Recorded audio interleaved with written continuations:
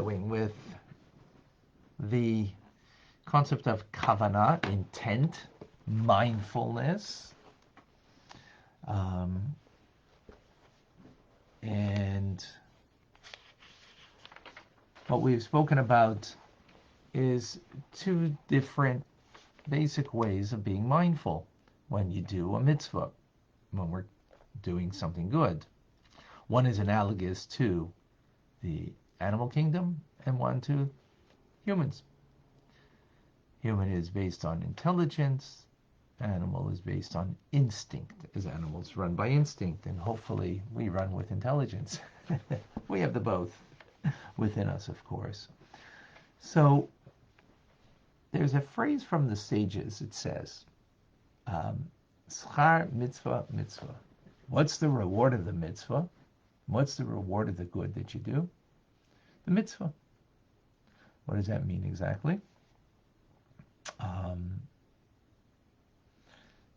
So the Alter Rebbe explains that, or elsewhere it's explained. Usually reward is like you go to work and you get rewarded. You make so much an hour, or this is what you make per week, and you get rewarded, for the work that you do at the end of the week, every 2 weeks, whatever the case may be, right? So the wage paid to a worker, a laborer, is not at all indexed to the work that's done, the work that's performed. In other words, it's not a direct consequence. It is, this is the agreement that's made. You get X amount of dollars for the X amount of work. The reward of a mitzvah, though, is a direct consequence of the mitzvah itself. And what is that reward? Is the experience of godliness that the soul has in performing that mitzvah. It is, so to speak, the actual fruit of the labor of that mitzvah, the revelation of the light of God that illuminates in the act of doing the mitzvah. Now, let's understand what that means. Where's that experience? Right now, when we do a mitzvah, in this physical world, that reward we don't get. What we do get is a bond, because the mitzvah also means a bond, a connection with God, to the essence of God. But that we don't experience. So in the sense, it's not rewarding in the sense of that you feel that you have gained something, that you have something from this. Where is that? That will be later on when our soul will experience it. After our time here in this world, where our soul goes to Gan Eden, to the Garden of Eden, then it will experience exactly that which we did now. So that's the reward of the mitzvah is the mitzvah itself. In other words, is the connection and is the fruit of that act. The fruit of that act, and I say the fruit because the fruit is not the principle. The principle of the act is the bond right now.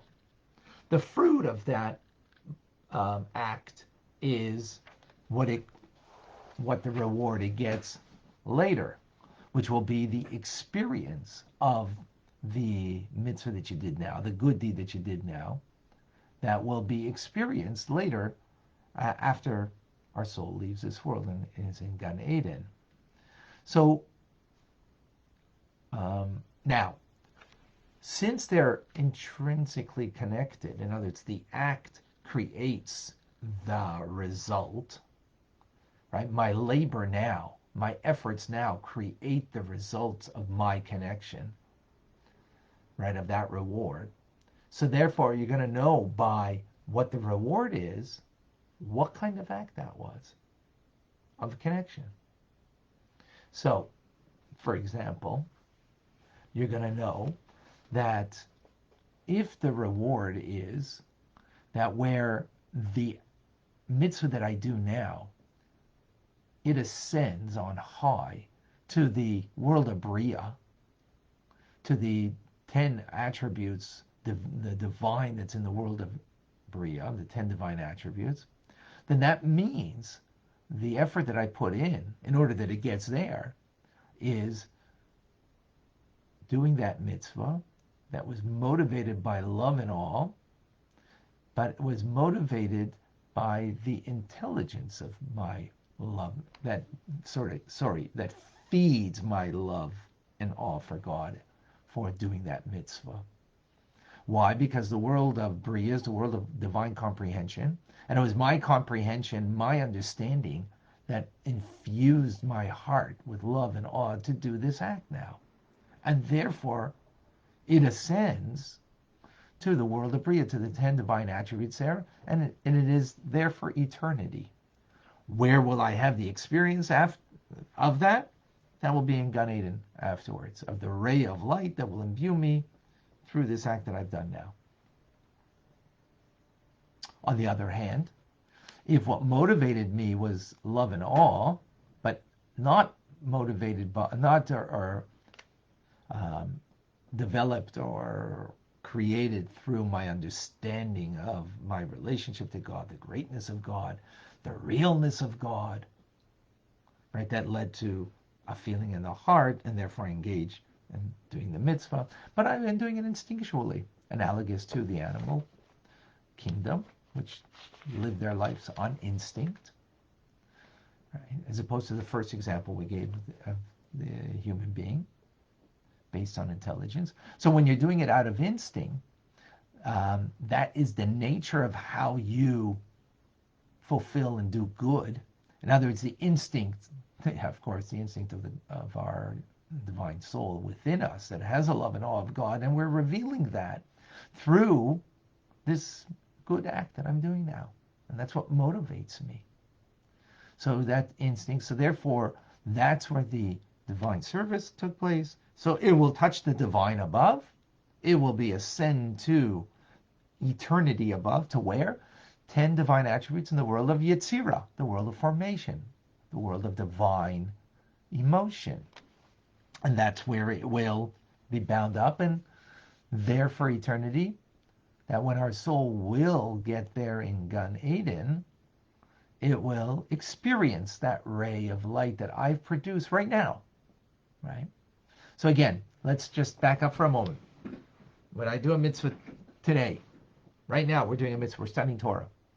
Now what precipitated my engagement in the study of Torah? Two possible ways of mindfulness, of Kavanah. One is that I truly appreciate with my mind the awesomeness of what it means to study Tanya, for example. What it means through study of Tanya, the divine connection that my soul is engaged in. And through that it seeps to my heart, and I have a feeling of love and awe for what I'm doing right now, right? Using this as the example. After all, we're in it right now.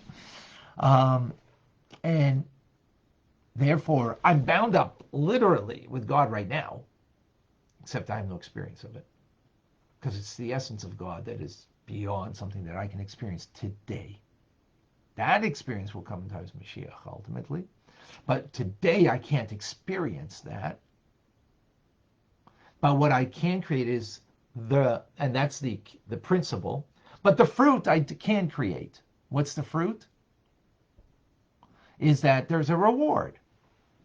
You know, the fruit that it bears. What fruit does it bear? Direct consequence is if I'm motivated by my intelligence, creating that love and awe, so then it goes to the world of Bria, which is the world of divine comprehension, divine intelligence, and it remains there with it encompassed in the 10 divine attributes, and therefore the 10 divine attributes are one with God, so therefore there's an eternity to that act. I will have an experience of that ray of it, not the essence of it, a ray of it merely, in Gan Eden. If I'm motivated by the intrinsic love that my soul has, and that's what is leading me, and therefore I don't have a palpable feel, I might not even have a palpable feeling in my heart, but I have an awareness in my mind. I have an awareness in my mind, a mental awareness of what I'm doing right now, and how awesome and beautiful that is. And therefore, now in the act of studying Torah, being that it has that mindfulness, that Kavanah, it will ascend to the world of Yetzirah, and there for eternity, that good, which will be experienced again in the lower level of Gan Eden, in the world of Yetzirah, when the soul goes there. Now, that's all when you do a mitzvah, you do good, and it's motivated by or has some sentiment of love and awe, right? And in a revealed way, whether it's in the heart literally or at least in the mind mentally. But what happens if you don't have that at all? And you're studying Tanya right now, or you're doing, you're being charitable, or you're doing some other kind of act of a mitzvah, of God's command, right? Being charitable, putting on your tefillin, praying, whatever it might be, and you're not doing it with that. There is no mental awareness. There is no feeling in the heart. So then that divine service, that mitzvah that you're doing remains, right? Everything is hidden in your heart in its native state, as it was before you did anything. Then the mitzvah that we do remains down here. It doesn't go up. It doesn't have, as we call, wings to fly. It remains in this world, a world of separation, not connected to the divine attributes above, which is absorbed with and united with God. As the Zohar says, without love and awe, a mitzvah doesn't fly upward. It cannot rise and stand before the divine. We're going to get more, it's a very short class today. We're going to get more into this idea of wings to make it fly.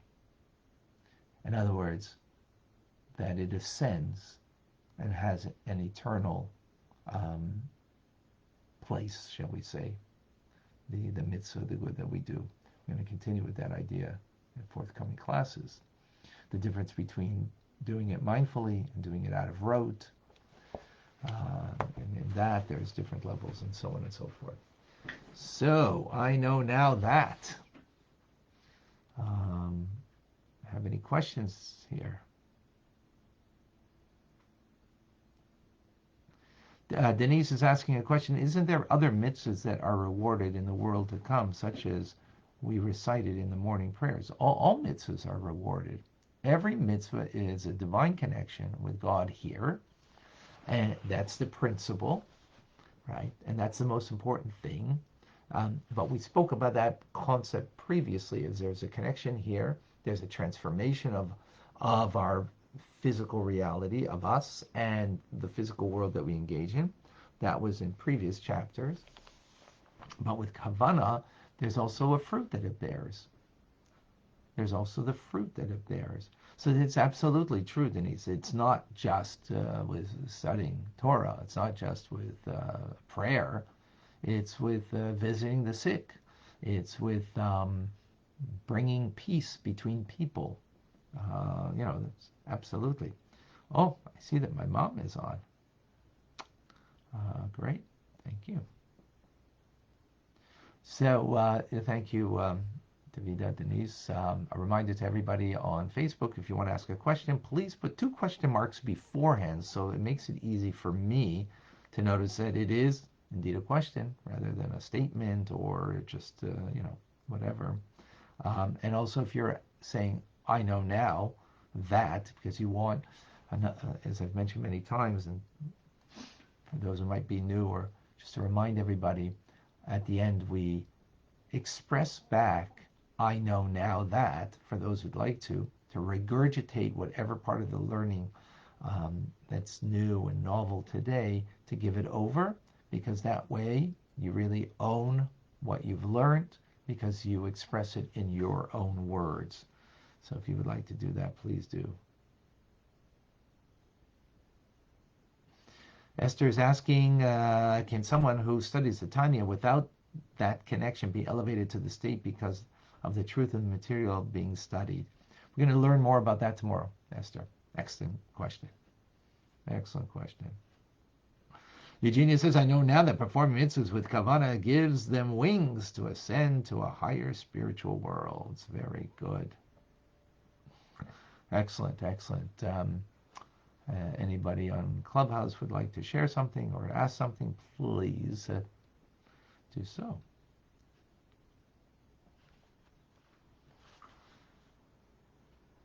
So John says that the mitzvah that's done with Kavanah will rise to the level of Atzilus. That's only the righteous to Atzilus. The very, very righteous, unique ones.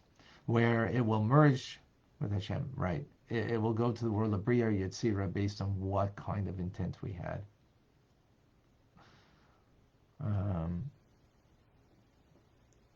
So Rick and Circles of Life have a question. Okay, thank you, Davida, for pointing that out.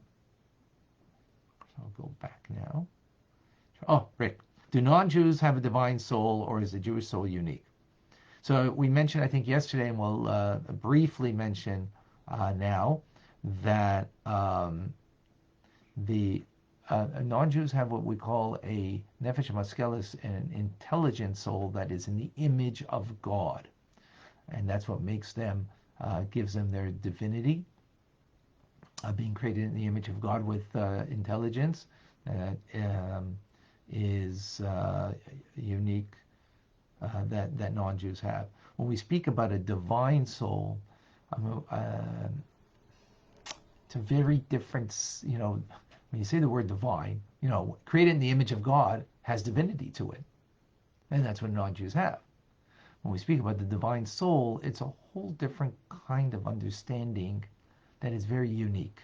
And that is unique, that quality to the Jewish soul.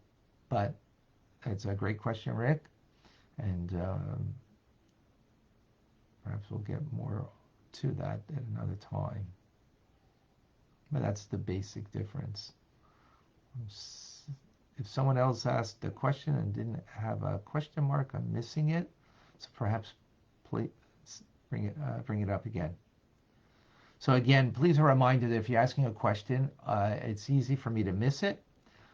Put 2 question marks first and then ask the question. So Claudia's asked the same thing. What does Tanya say about the source or root of non-Jewish souls? That's a great question. And as I just mentioned, divine image. And it's rooted in Bina, as opposed to the Jewish souls in Chachma. Chachma, means a self-abnegation, and is a part of the divine and on the terms of the divine, that is beyond intelligence, and the non-Jewish soul is based on divine intelligence of Bina.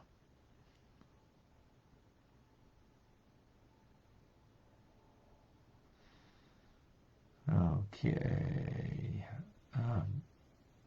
Rick, does the soul change when one converts to Judaism? Absolutely. Well, actually, yeah, well, excellent question. So, I'm sorry, Marcy, I didn't realize that you wanted to. Oops.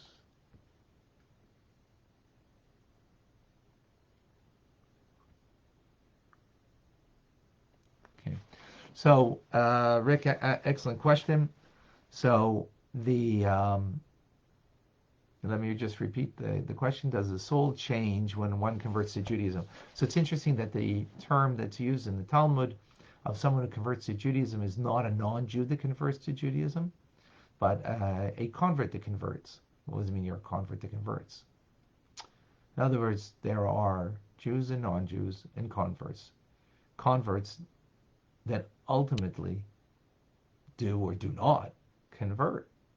Not every convert necessarily converts, meaning that there's a spark of a Jewish soul in a convert, which enables him then to actually convert and transform that spark to a flame. A Jewish soul, we'll call it, for metaphoric purposes, like a flame. A convert soul has the spark but not the flame. Through the process of conversion, they become transformed, and by going to the mikveh and doing things according to Jewish law, they then become a full flame of a Jewish soul. Excellent question.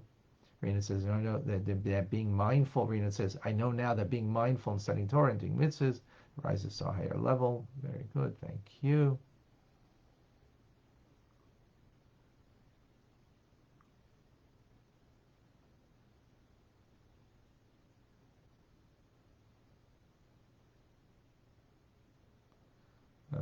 Okay. Go ahead, Marcy. What constitutes intentionality?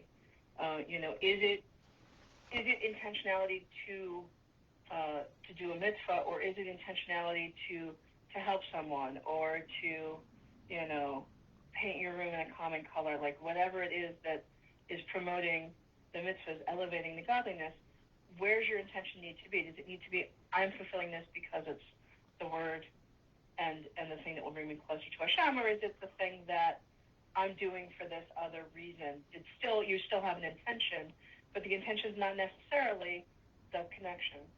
Excellent question. Excellent. Thank you for that. Thank you for that question, Marcy.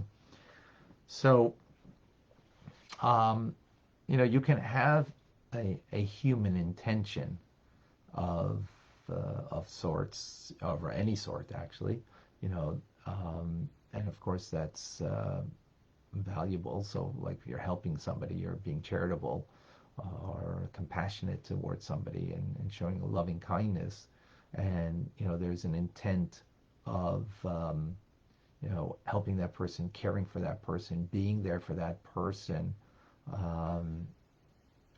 and extending yourself for that individual.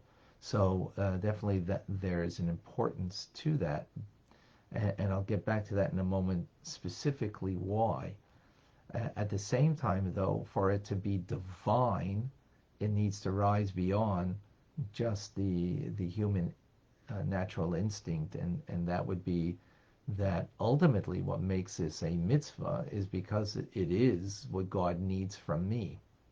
So if it's merely my feelings in the moment that lead me to do this, although it has value, and I'm going to get back to it in a moment, specifically where the importance is, we need to rise above that and recognize that this is a divine act, and not just merely a human engagement, and therefore we need to connect it to God, ultimately this act, in order for it to be have wings to fly to the divine. Now, that being said, the human element is very important, because in order that it should be done as an appropriate mitzvah, if you're just doing it like, because God needs me to be, to do this act of loving kindness to this person, you got to take into consideration the person that you're doing this act of loving kindness, and how you approach them, and what you say to them, and what is it that, their need is. It can't be merely, I'm doing this for God, and, the person is sort of like out of the equation. No. You're not doing it for God if the person's out of the equation. So you need to have the empathy towards that individual, so you'll be able to do that act of loving kindness, whether it's being charitable, whether it's visiting the sick, whether it's, helping, being at a wedding, and celebrating someone's, marriage, whatever it is. If it's just merely an act because this is what God needs from me, and you leave out the human element, then you're not going to be able to do that divine element appropriately. So absolutely, you need, to have that intention that connects you to the person, but together with that, it needs the divine element, that this is actually a divine act, and not just me, feeling and acting in the moment, so to speak. Does that resonate with you, Marcy? Yes, thank you. All right, thank you for sharing that. I found that was very good. Excellent, as all the questions are. Rabbi? Yes, Vilma, go ahead. So, with this intentionality in mind, do the mitzvahs need to be planned then? Or because some things may arise, without our control, like we just need to be aware of an act or an opportunity to do a mitzvah, or also plan to do mitzvahs? Like, can it be both? Yeah, for sure. It will be both. You can't plan for everything, right? You don't know who you're going to meet during the day and what, that person that you may have a mitzvah to do with, right? And you don't know, person, and just the awareness. The amazing thing of our mind is we're capable in a moment to, to be where we want to be. So if we recognize that, in this moment, this is where I need to be, and, that's the mindfulness, and we know where is my mind to be right now, that I could focus in on what I'm doing, and absolutely.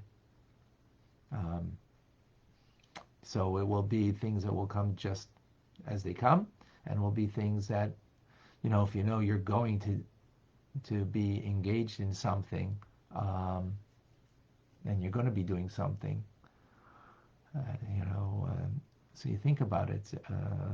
I haven't been by a wedding or have done a wedding for over a year, and one of our close close people here at Chabad Zichron got married, and I had the merit of doing the wedding. So I thought about it beforehand, and thinking about like how awesome this is, and the thought that it's COVID, and there's such restrictions here, especially in Montreal, and yet what a simcha, and thinking about that and preparing, that this is going to be an awesome time. Some more questions over here. Let me just get to. Okay, so Tim, and let me just see. Denise, when souls pass into the next world, is it only the mitzvahs done with love and awe that weighs heavily in our merit while being the judge in the heavenly court? Excellent question. We're going to get more into that tomorrow, Denise, because if it's not done with love and awe, meaning that, and love and awe doesn't mean only emotionally, it could be also a mental awareness that that you have a sense of love and awe. It's something we learned in chapter 16 at length. So those are that's important. But that question Denise will deal with tomorrow. Tim asks, if doing two mitzvahs at the time, does one ascend and the other remains? Well, I'm not certain. What two mitzvahs do you do at the same time? You shouldn't do two mitzvahs at the same time, really. If you're doing, you should be focused on one, because you can't be mindful of two. So I'm not certain what two mitzvahs you do at the same time. So maybe you can help me with that, Tim. Okay, Denise, thank you for reminding me to look at things I might have missed. Rena asks, if one's nature is helping people and showing loving kindness in a mindful, divine manner, does it rise to a higher level just as a mitzvah that is harder to do? Again, that mindfulness, that is whether it's harder or simpler, the fact that that we are aware and not just doing that out of rote. That's the key over here, doing it out of rote. Now, folks, we're going to discuss this tomorrow at greater length. It was actually a very short class. We're going to discuss it at length, what it means to do something out of rote, and how that could be dealt with, thereafter. There are things that we can do, and it's not like, a dead end. But sorry. I don't know if this is just a way to get you back, but all right. Rena, oh no, got that. Okay, Rick, if we help non-Jews, does it carry the same way? Helping a non-Jew is also a mitzvah. Absolutely. Absolutely. All right. Folks, wonderful. Amazing. This is great conversation over here and great questions. And just a reminder again on Facebook, when you have a question, to put 2 question marks. And thank you, Denise and Davida, for reminding me. Sometimes I miss some things.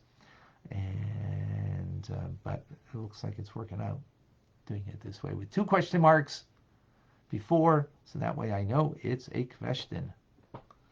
All right. Great. Vilma? Thank you, Rabbi. Thank you, Chabad of Clubhouse. We are here with Ronnie Fine at 9:30 a.m. Eastern Standard Time, Monday through Friday. And on Sundays at 10:30. Thank you. Also, Yeah. Go ahead, Ronnie. Thank you, Vilma. Thank you, folks. Thank you all for joining. Have a wonderful day. Be well.